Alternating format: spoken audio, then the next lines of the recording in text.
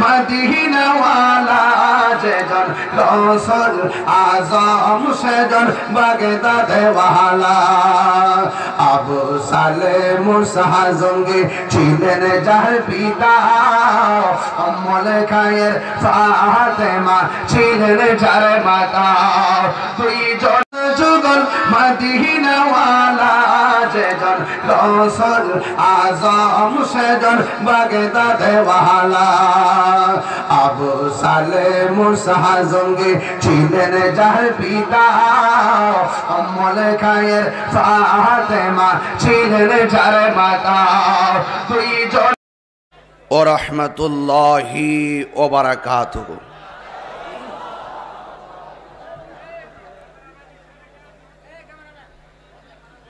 الصلاة والسلام عليك يا رسول الله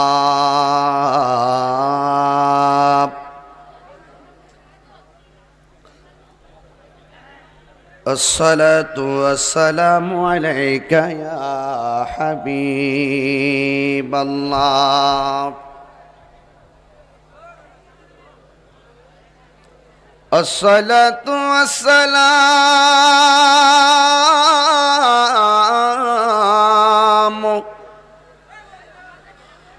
عليك يا شفيع المذنبين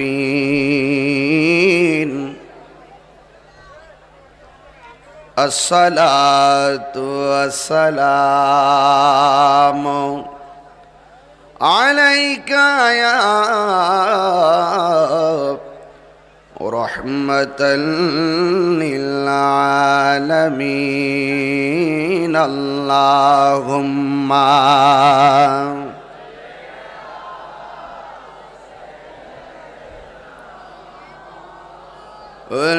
مولانا محمد وعلى آل سيدنا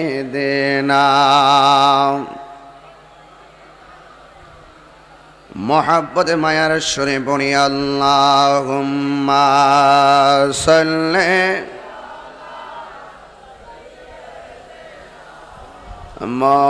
مولانا محمد وعلى آل سيدنا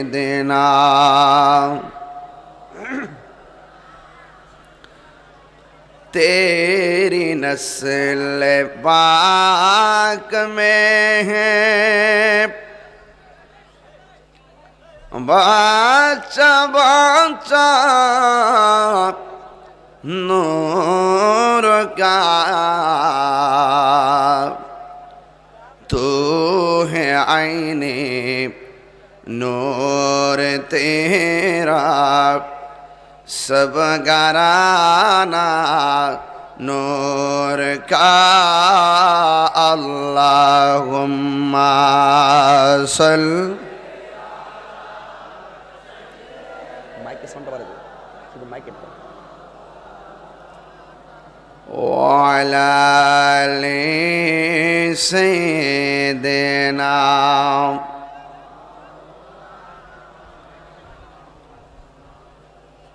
লা ইলাহা ভালো লাগে লা ইলাহা লা ইলাহা লা ইলাহা লা ইলাহা ইল্লাল্লাহ মুহাম্মাদুর রাসূলুল্লাহ সাল্লাল্লাহু আলাইহি ওয়াসাল্লাম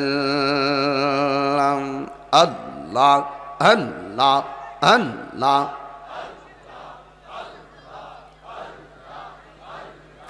আল্লাহ আল্লাহ আল্লাহ আল্লাহ আল্লাহ আল্লাহ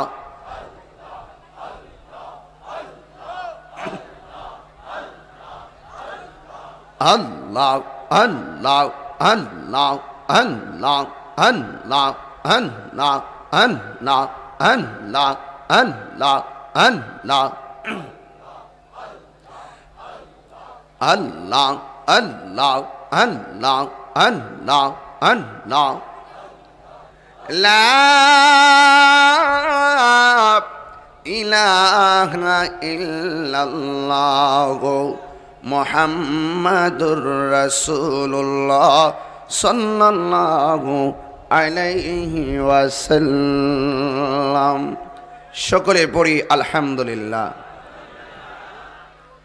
আজিমুসান নারায়ণগঞ্জ বন্দর সিরাজ শাহ রহমতুল্লাহ আলাইহির কাদরিয়া ভান্ডার সিরাজ শাহ রহমতুল্লাহ আলাইহির আস্তানা ও মাজার শরীফ আলহাজ সৈয়দ খাজা শাহ মোহাম্মদ শামীম সিরাজ শাহ কাদরি ওয়াল চিশতির উদ্যোগে বিশাল আজিমুসান ওয়াজ ও দোয়ার মাহফিল। আমার পূর্বে খেতাবতে ছিলেন হযরতুল আল্লাহ মৌলানা আব্দুল জলিল সাহেব মদ্দাজিল্লাহুল আলী। চোখে দেখা অনেক উলামা ইকরাম আজকের মাহফিলে। আজিমুসান নারায়ণগঞ্জ বন্দর সিরাজ শাহ রহমতুল্লাহ আলাইহির কাদরিয়া ভান্ডার সিরাজ শাহ রহমতুল্লাহ আলাইহির আস্তানা ও মাজার শরীফ আলহাজ সৈয়দ খাজা শাহ মোহাম্মদ শামীম সিরাজ শাহ কাদরি ওয়াল চিশতির উদ্যোগে বিশাল আজিমুসান ওয়াজ ও দোয়ার মাহফিল। আমার পূর্বে খেতাবতে ছিলেন হযরতুল আল্লাহ মৌলানা আব্দুল জলিল সাহেব মদ্দাজিল্লাহুল আলী। চোখে দেখা অনেক উলামা ইকরাম আজকের মাহফিলে। হাজার হাজার আশিকিন জাকিরিন মুহিব্বিন নওজোয়ান ভাইয়েরা মুরব্বী বাবারা, যে আল্লাহ রাব্বুল আলামিন এই বৈরী আবহাওয়ার ভিতরে আমাদের সকলকে একত্রিত হওয়ার সুযোগ দিয়েছেন, মহান আল্লাহর ওলির দরবারে হাজিরে দেওয়ার তৌফিক দান করেছেন। শুকরিয়াতান পড়ুন আলহামদুলিল্লাহ। দরুদ ও সালাম ওই নবীর নূরানি কদম মোবারকে যিনি হায়াতুন নবী। সুবহানাল্লাহ। আমার নবী কি মরা নবী? আল্লাহর ওলি সিরাজ শাহ রহমাতুল্লাহ আলাইহি কি মরা? আল্লাহর ওলিরা জিন্দা, বিশ্বাস আছে না নাই? নবীগণ জিন্দা, বিশ্বাস আছে না নাই? বিশ্বাস থাকলে মুমিন, না থাকলে কমিন। কথা বলেন ঠিক না বে ঠিক? আগে আকীদা ঠিক করেন, এরপরে নামাজ পড়েন, রোজা রাখেন, কাজে লাগবে। যার আকীদা ঠিক নাই তার নামাজ রোজার কোনো দাম নাই। যিনি হায়াতুন নবী, সুবহানাল্লাহ, নূর নবী, গায়বের খবর দেনেওয়ালা, হাসরের ময়দানে উম্মতকে শাফাত করনেওয়ালা, যিনি আমাদেরকে দেখতেছেন, সেই নবীর উম্মত হিসাবে আল্লাহ পাক আমাদের সকলকে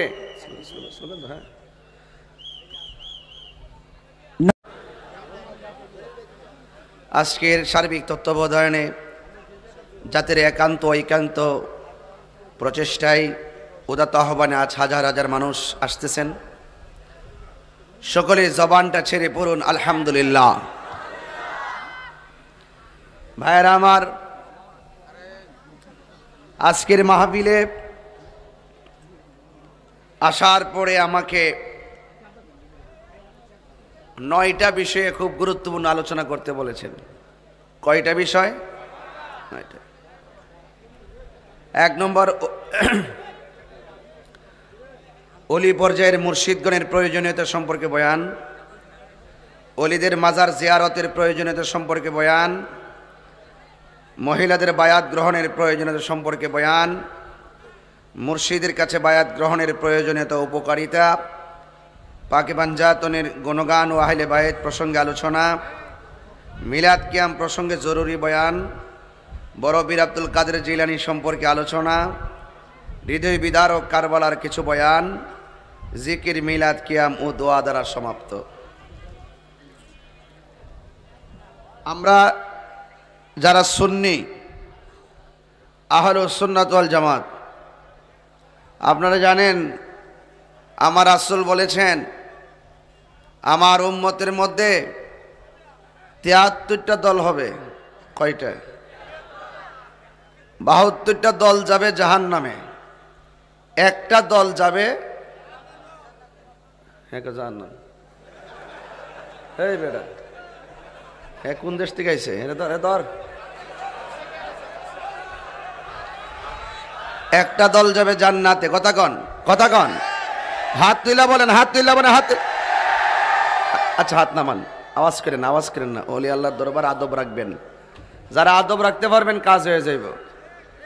কে কি কি হয়েছে না হয়েছে এটা দেখার বিষয় না, নিজে কি হইতে পারছেন সেটা চিন্তা করেন। কথা কন, ঠিক না বেঠি? ওলি আল্লাহর দরবারে আদব নিয়ে আসলে মুর্দা কলব জিন্দা হয়ে যায়। কথা বলেন, ঠিক না বেঠি?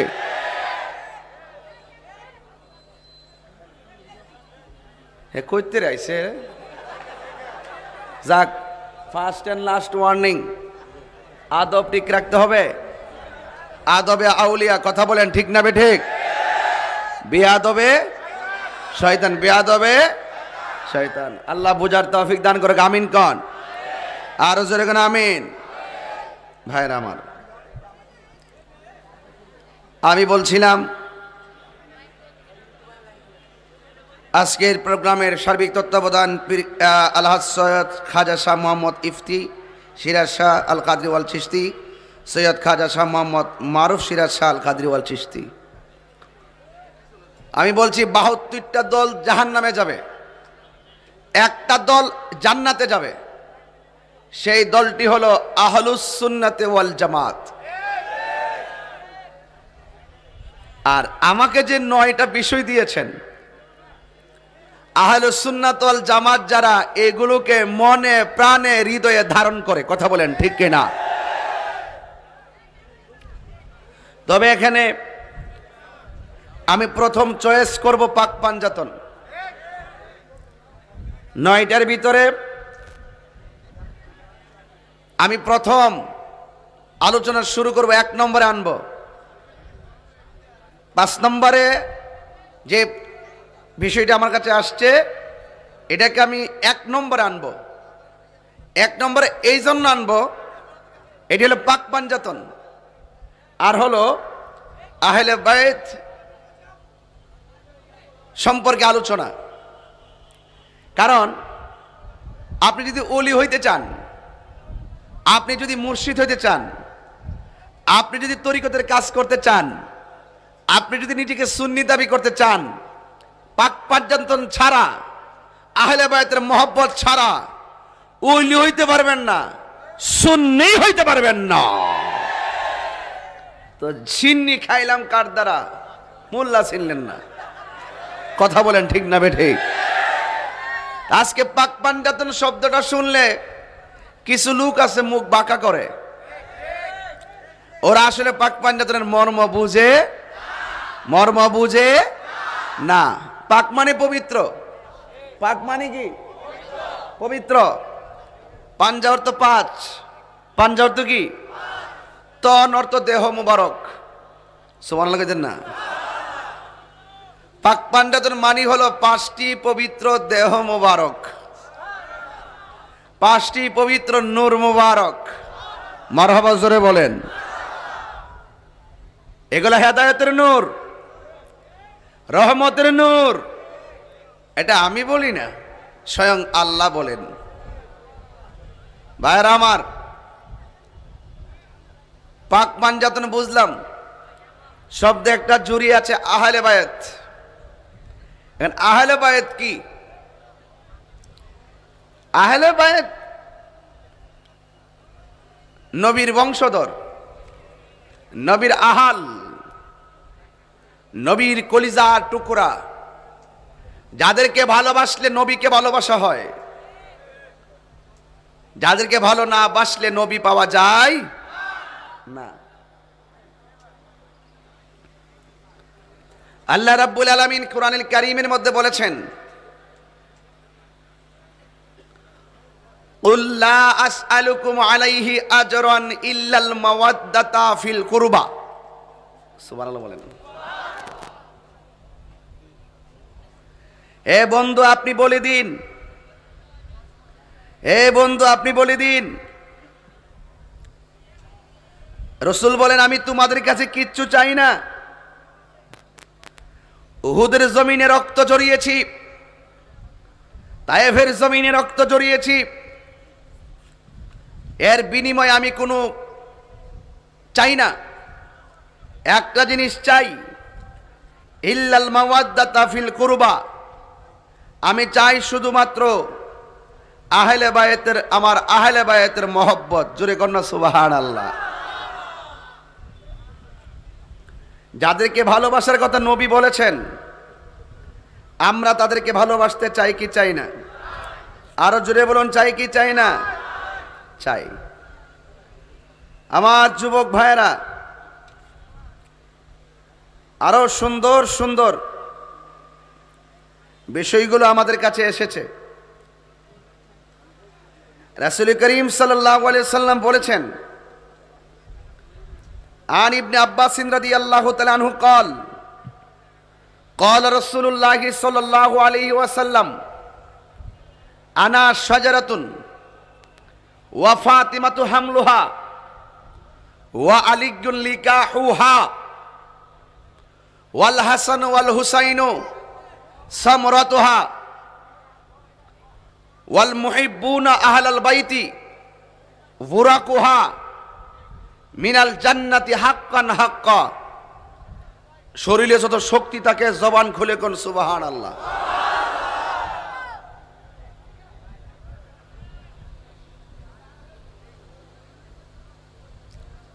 হযরত আব্দুল্লাহ ইবনে আব্বাস রাদিয়াল্লাহু তাআলা আনহু থেকে বর্ণিত, তিনি বলেছেন, রাসূল বলেন, আনা শাজারাতুন, আমি হইলাম গাছ।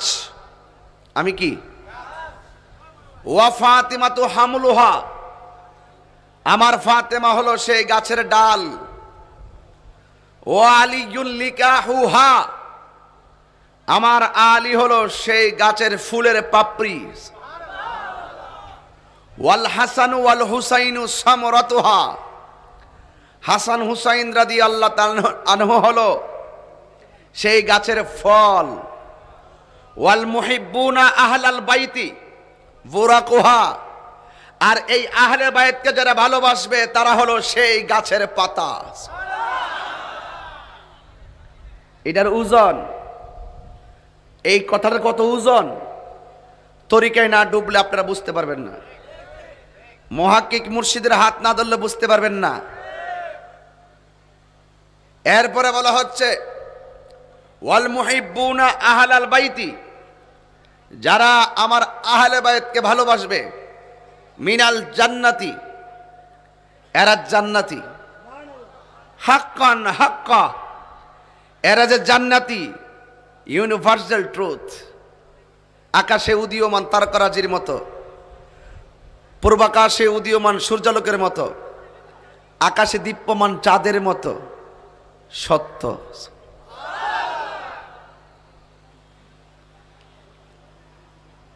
এই হাদিসটা মনে রাখবেন,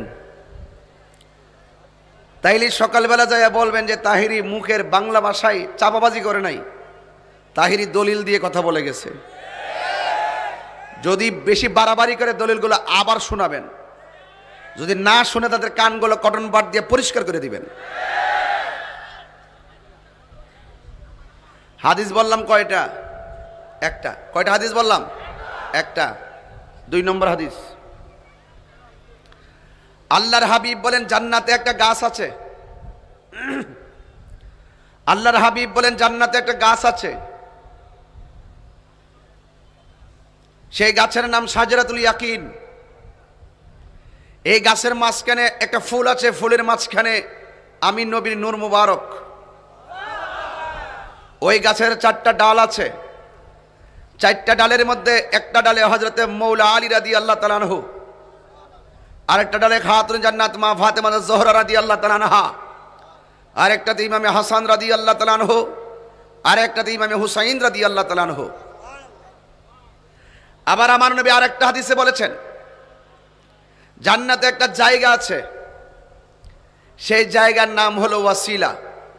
জায়গার নাম কি? রাসূল বললেন, সাআলতুমুল্লাহ, যদি তোমরা ওই জায়গায় গিয়ে আল্লাহর কাছে কিছু চাও, লিয়াল ওয়াসিলা, ওসিলা ধরে চাও। আজকে এই যে কোরআন শরীফের মধ্যে একটা আয়াত আছে, ইয়া আইয়ুহাল্লাযীনা আমানুত্তাকুল্লাহ ওয়াবতাগু ইলাইহিল ওয়াসিলা। আল্লাহ বলছেন, হে ঈমানদারগণ, তোমরা আমি আল্লাহকে ভয় করো এবং আমার কাছে উসিলা তালাশ করো। আমরা যখন আল্লাহর ওলির দরবারে আইসা ওলি আল্লাহর উসিলা দইরা কিছু বলি, তখন কিছু মোল্লারা ফতোয়া দেয়, ওলিদের শান বাড়াইছে আল্লাহ, বিরোধিতা করে মোল্লা। ঠিক কিনা বলেন? তো ওসিলার কথা কোরআনে আছে না নাই? আরো যখন আছে না নাই? এরপরে দেখেন, আমরা দুনিয়ার দিকে চলে যাওয়ার পরও জান্নাতও আবার ওসিলা। সুবহানাল্লাহ। আল্লাহর হাবিব বলেন, জান্নাতে একটি জায়গা আছে, সেই জায়গার নাম হলো ওয়াসিলা।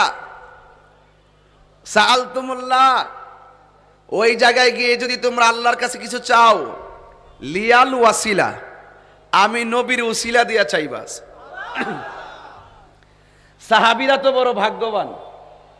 ক্বালু ইয়া রাসূলুল্লাহ, সাহাবারা বললেন, ইয়া রাসূলুল্লাহ, জান্নাতে একটা জায়গা আছে ওয়াসিলা, আর ওখানে গিয়ে আপনার ওসিলাদের কিছু চাইবো?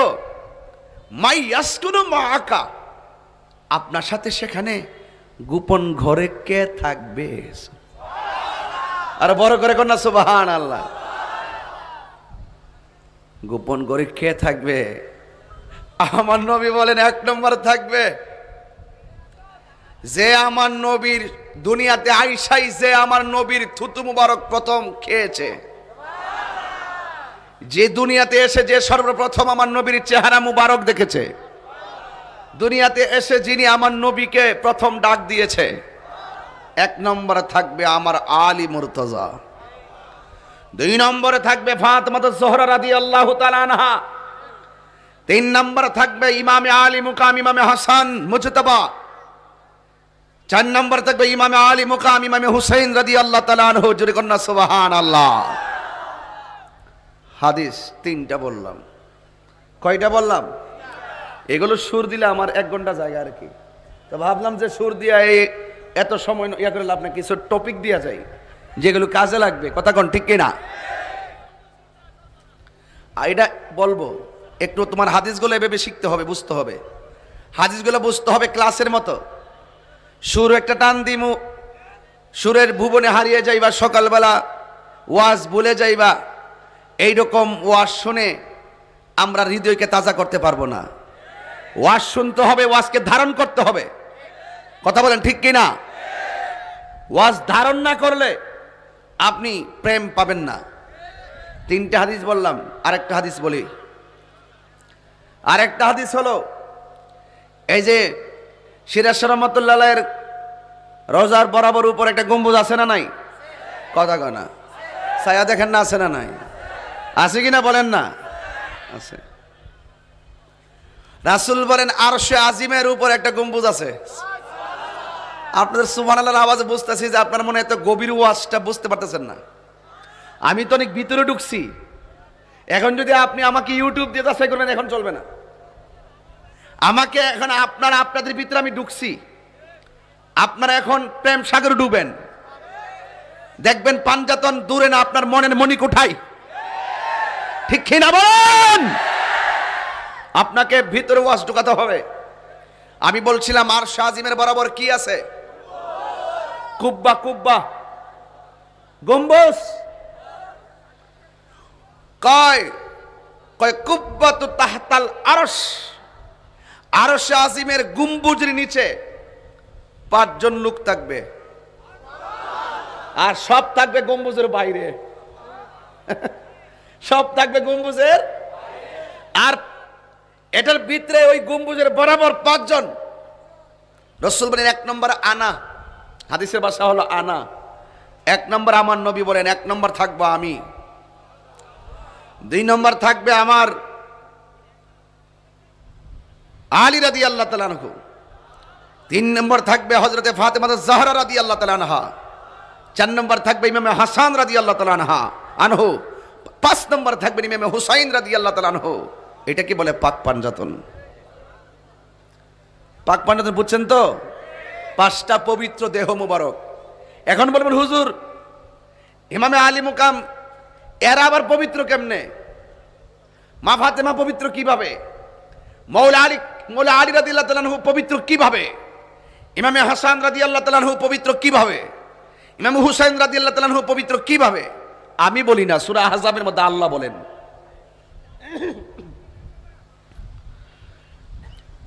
ইন্নামা ইউরিদুল্লাহু লিইউযহিবা আনকুমুর রিজসা আহলাল বাইত ওয়া ইউতাহহিরাকুম তাতহীরা।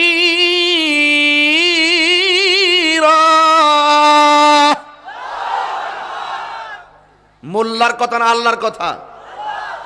এই মোল্লারা সাবধান, আহলে বায়াতের বিরুদ্ধে কথা বলবা খালকে একটা কুমির ঢুইকা অল বডি নাস্তানাবুদ করে দিবে। কথা বলেন ঠিক না বেঠিক? আস্তে আপনারা বলুন, দলিলের বাইরে কি কোনো কথা হয়েছে? দলিলের বাইরে কোনো কথা হয়েছে? ইন্নামা ইউরিদুল্লাহু লিইউযহিবা আনকুম রিজসা আহলাল বাইতি ওয়া ইউতাহহিরাকুম তাতহীরা। এই আয়াত দ্বারা 5 জনকে বোঝানো হয়েছে। সুবহানাল্লাহ বলেন। এই 5 জনই হলো আহলে বায়াতের অন্যতম সদস্য।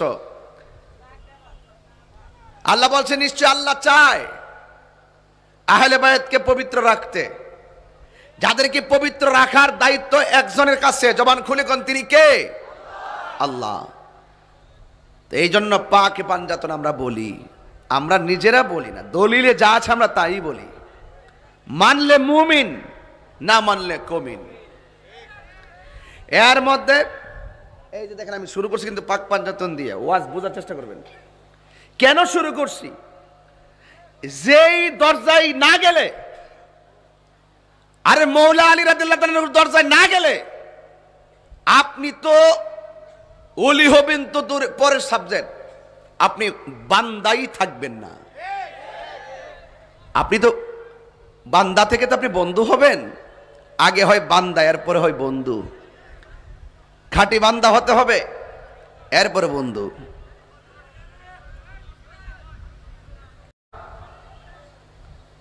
এবার আসেন আরেকটু সামনে গেলাম। ইমামে হাসান রাদিয়াল্লাহু তাআলা আনহু, ইমাম হুসাইন রাদিয়াল্লাহু তাআলা আনহু এই শোহাদে কারবালার মাস, শোহাদে কারবালার মাস। এই যে আমরা পীর মুরিদি করি, এটা কি নতুন না পুরান? সে আমার রাসূল থেকে বায়াত, রাসূলের হাত মুবারকে বায়াত হয়েছেন। আর বেলায়াতের সম্রাট হলো হযরতে মৌলা আলী রাদিয়াল্লাহু তাআলা আনহু, মারিফতের সম্রাট হযরতে আলী রাদিয়াল্লাহু তাআলা আনহু। যার দরজায় না গেলে, যাকে হৃদয়ে ধারণ না করলে আপনি ওলি আল্লাহ হতে পারবেন না, এমনকি আপনি পীর দাবি করতে পারবেন না। যেই পীর মৌলা আলী রাদিয়াল্লাহু তাআলার বিরুদ্ধে, সে কি পীর নাকি কলা গাছের জির? সে পীর নয়, সে পীর নয়। এই জন্য আমার যুবক ভাইয়েরা, আমার মুরব্বী বাবাজিরা, হযরত আবী মুসা আল আশআরী রাদিয়াল্লাহু তাআলা আনহু আনিন নবী সাল্লাল্লাহু আলাইহি ওয়াসাল্লাম আখাযা বিয়াদি হাসানিন ওয়া হুসাইনিন। আমার নবী একদিন হাসান হুসাইনের হাতের মধ্যে ধরলেন।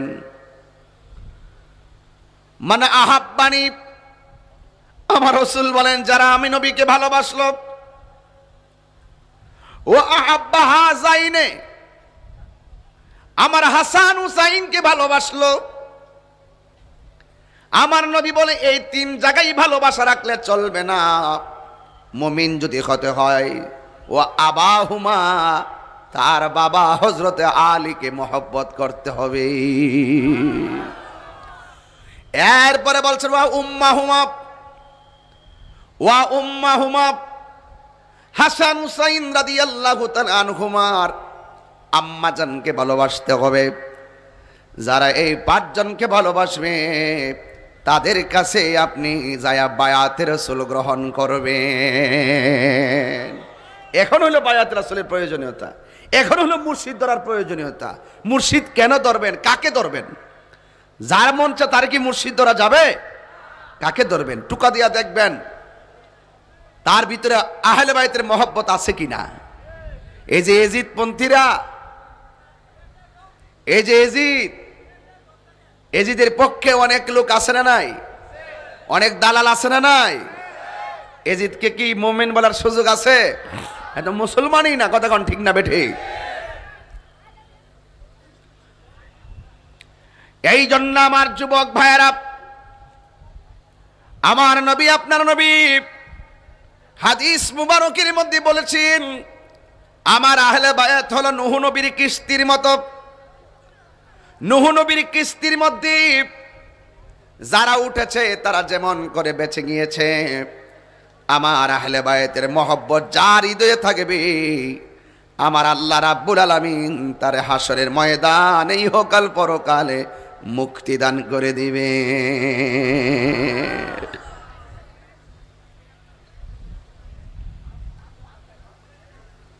আমার যুবক ভাইয়েরা, এই কথাগুলো মনোযোগ দিয়ে শুনতে হবে। এ যুবক, আমার নবী আপনার নবী রাহমাতুল লিল আলামিন ঘরের মধ্যে বসায় আছে গো।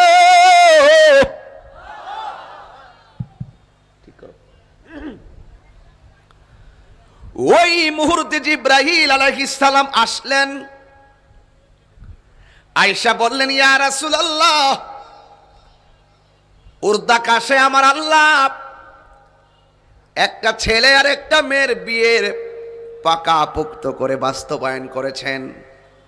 আমার আল্লাহ আপনার কাছে আমাকে পাঠিয়েছেন এই দুনিয়ার জমিনে বিয়ের কাজটা বাস্তবায়ন করার জন্য। সেই পাত্র হলো হযরত মৌলা আলী। জোরে কন্যা সুবহানাল্লাহ কন্যা। এই বিয়ের প্রস্তাবকারী আমার রাহমাতুল লিল আলামিন ডাক দিয়া কয় আলী, আসমানের উপরে তোমার সঙ্গে আমার মেয়ের ফাতেমার বিয়ে হয়েছে। সুবহানাল্লাহ কন্যা। শত শত ফেরেশতারা ওই শাদী মুবারকের ভিতরে সাক্ষী রয়েছেন। একটা গাছ আছে, গাছের নাম হলো তুবা। তুবা গাছ থেকে একটা ইয়াকুতের মণি মুক্তার পাথরের জলকানি অনেকগুলা পাথর পড়েছে। এই পাথরগুলো মা ফাতেমা জোহরা রাদিয়াল্লাহু তাআলা আনহা, হযরত মাওলা আলী রাদিয়াল্লাহু তাআলা আনহু দুইজনের উপঢৌকন হিসাবে হুররা উপহার দিতে আসে। ওই দিনও দিয়েছে, গতকালও দিয়েছে, আজকেও দিচ্ছে, আগামীকালও দিবে। ইলা ইয়াউমিল কিয়ামা, কিয়ামত পর্যন্ত তাদের বিয়ে উপলক্ষে হাদিয়া দিতেই থাকবে। যাদের জিকির চলছে, যাদের জিকির চলছে, বন্ধ হবে না, কতক্ষণ ঠিক না ঠিক? সেই আহলে বায়াতকে মহব্বতের দরকার আছে না নাই? যারা মহব্বত করেছে তারা মুমিন হয়ে গেছে, যারা মহব্বত করে নাই তারা বেঈমান হয়ে গেছে, কতক্ষণ ঠিক কিনা? তো এই যে আপনারা যে হজ করতে যান না আপনারা অনেকে? হজে যাওয়ার পরে খানে কাবা করে কোনা দিয়ে দেখবেন একটা পাথর আছে। এই পাথরের মধ্যে চুমা দেওয়ার জন্য মানুষ পাগল হয়ে যায়। তো নবীর একজন সাহাবী হযরতে ওমর রাদিয়াল্লাহু তাআলা আনহু বলেন, হে পাথর, তুমি কেবলমাত্র পাথর, তোমার মাঝে যদি আমার রাসূল চুমা না দিত আমি তুমি পাথরের মধ্যে চুমা দিতাম না। ওমর বলেন, পাথর রে, তোমার গলায় যদি তোমার মাঝে যদি আমার রাসূল চুমা না দিত, আমি উমর চুমা দিতাম না। আমি আপনাদের কাছে জানতে চাই, ইমামে হুসাইন রাদিয়াল্লাহু তাআলা আনহুর গলার ভিতরে আমার নবী অসংখ্যবার চুমা দিয়েছে। যেই সমস্ত মুনাফিক, কাজ্জাব, নাফরমান ইয়াজিদ বাহিনী নবীর আওলাদের গলায় ছুরি চালাইছে, এরা কি মুমিন না মুনাফিক বেঈমান?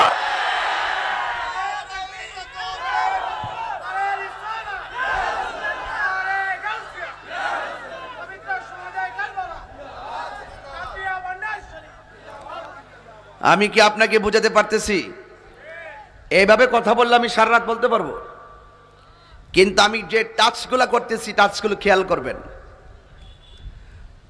লুবি, প্রতারক, নাফরমান, মুনাফিক, বেঈমান আমার নবীর আদরের প্রিয়তম নাতির বিরুদ্ধে অবস্থান নিয়েছে। যদি পার্সোনাল অ্যাটাক হতো, একটা কথা ছিল যে ওরা লুবি, ক্ষমতার লুবি, প্রতারক, নষ্ট। মুনাফিকদের চরিত্রটা এমনই হয়, হককে দাফন করার ষড়যন্ত্র করে, এটা স্বাভাবিক। এই মুনাফিকরা কাফের চাইতো আর জঘন্য, কথা বলেন ঠিক না বেঠিক? 6 মাসের বাচ্চা আলী আসগর কি দোষ করছিল? জবাব দাও, জবাব দাও। এর দ্বারাই প্রমাণ হয় যে তোরা নবীর বংশকে বিলীন করতে চেয়েছিলি। তাহলে বোঝা গেল আহলে বাইতের বিরুদ্ধে অবস্থান নেওয়া নতুন নয়, এটা অনেক পুরান ইতিহাস। কথা কোন ঠিক না বেঠি? তা আমরা আহলে বাইতের পক্ষে থাকতে চাই কি চাই না? আরো জোরে বলে চাই কি চাই না? কারা কারা চান 2 হাত তুলে দেখাবেন ইনশাআল্লাহ।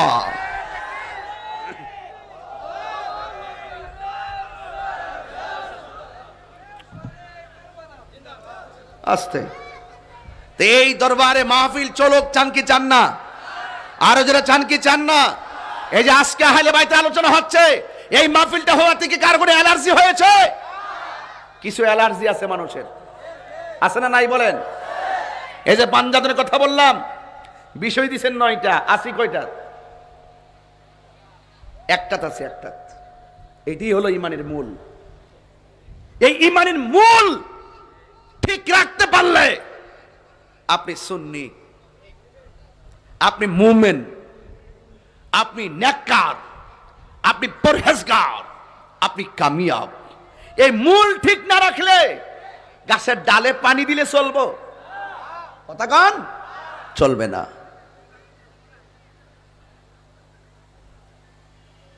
আমি রাগ করি কোন সময় জানেন?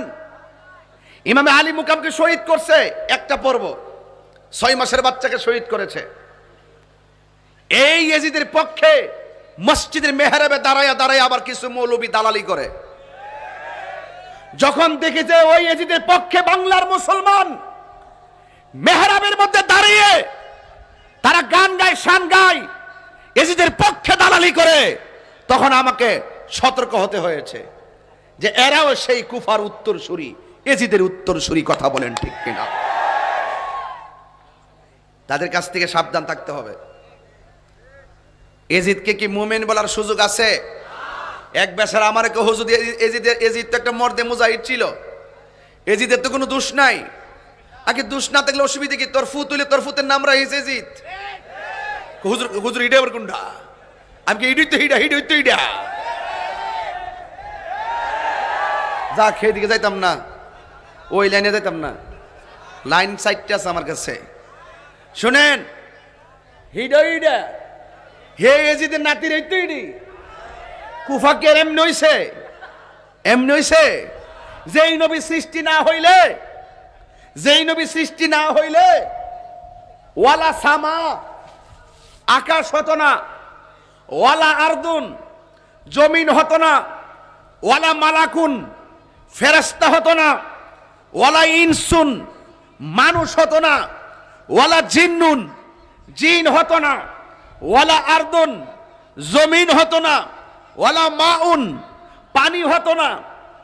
যেই নবী সৃষ্টি না হলে কিছুই হতো না, আর ওই নবীর আওলাদের জন্য এরা পানি বন্ধ করছে। এটা কি মেনে নেওয়া যায়? এই মেনে নেওয়া যায়? আহা ভাইরা আমার, কারবালা শুধুমাত্র মাঠ নয়, কারবালা হলো পবিত্র গলা থেকে পবিত্র রক্ত প্রবাহের মাধ্যমে এক ঈমানি অস্তিত্বের মাঠ। এখান থেকে বলা হয়েছে ইসলাম জিন্দা হোতা হ্যায় হর কারবালা কে বাদ। ঠিক কিনা বলেন? যখন বদরের প্রান্তরে কাফেররা ইসলামকে মুছে ফেলার চেষ্টা করেছে, তখন নবী পাকের নেতৃত্বে বদরের যুদ্ধ হয়েছে, উহুদের যুদ্ধ হয়েছে, তায়েফের যুদ্ধ হয়েছে, হুনাইনের যুদ্ধ হয়েছে, ইয়ারমুকের যুদ্ধ হয়েছে। আমার নবী শুধুমাত্র খানকায় বসে বসে তাসবিহ জপেছেন এটা নয়, আমার নবী শুধুমাত্র ওই হেরা গুহায় গিয়ে ধ্যান করেছেন শুধুমাত্র তাই নয়, নবীর ইতিহাস প্রমাণ করে কখনো কখনো হেরা গুহায় তিনি আল্লাহর ধ্যান করেছেন, আবার কখনো কখনো হাতের মধ্যে অশ্ব নিয়ে ময়দানে নেমে পড়েছেন।